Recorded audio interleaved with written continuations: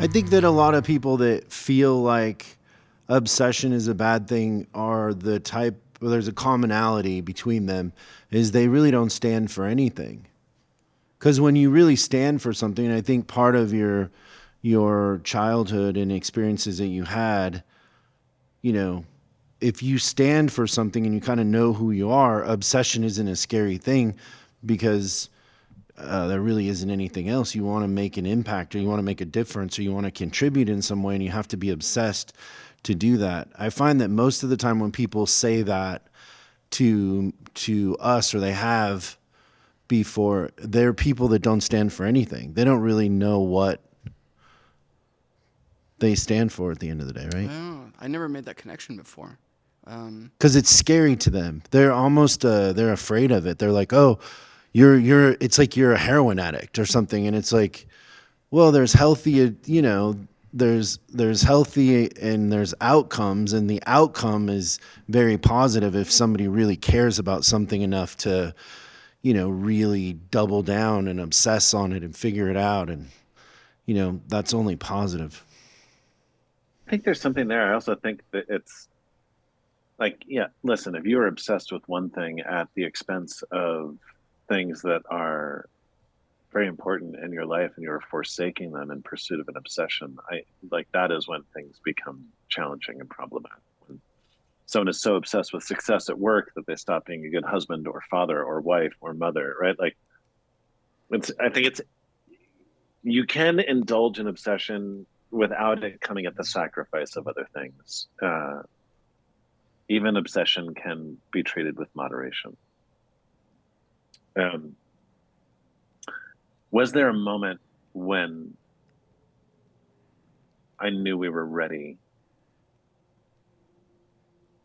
So, listen, I believe that what earning the top spot on that list actually recognizes is that you are the restaurant having the greatest impact on the world of restaurants at any given time.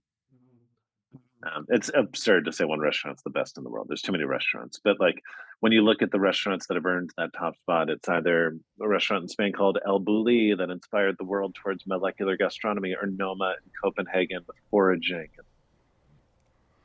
And so it's your impact that the award celebrates impact.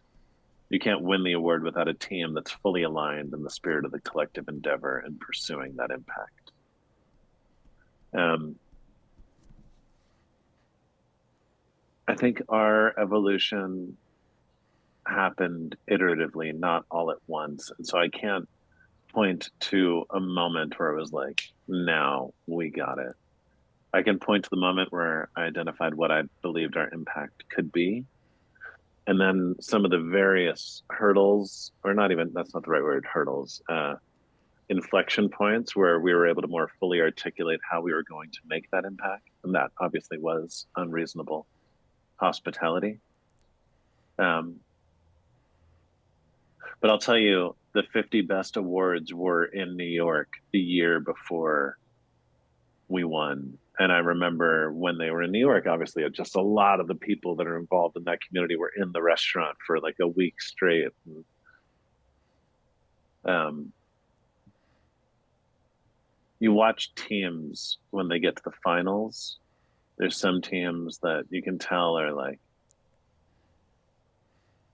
trying really hard but emotionally struggling because they're so overwhelmed by the anxiety and the intensity of that moment, and other teams that are just having so much fun because this is their chance to show what they've been working so hard to achieve. And that's what it felt like with my team that week. And I'm a superstitious person, so to I like to have very audacious goals, but I never like to say this is the year we're going to win it. You know what I mean? But in my head, even though I never said it out loud, I was pretty certain at the end of that week that then in that moment we were finally the number one restaurant in the world. Excellent. That's great.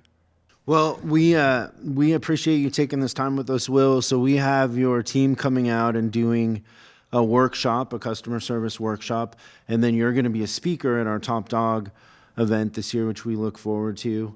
And I don't think we can recommend the book enough. It also just creates incredible conversations. Like the conversations that come from your book are maybe the best part, because you're talking about how to do something great. I mean, and I don't know that there could be much better than that. Thanks so much for watching this clip of Service Driver Revolution. We're uploading new stuff every day, so make sure you subscribe and click the bell icon so you don't miss out. If you have a question you'd like us to answer on the show, call 8333-ASK-SDR and we'll answer your question on the show. That's 8333-ASK-SDR. For special deals on our books and training, head over to offers.chriscollinsinc.com. Now that's offers.chriscollinsinc.com. I'm Chris Collins, and I'll see you in the next video.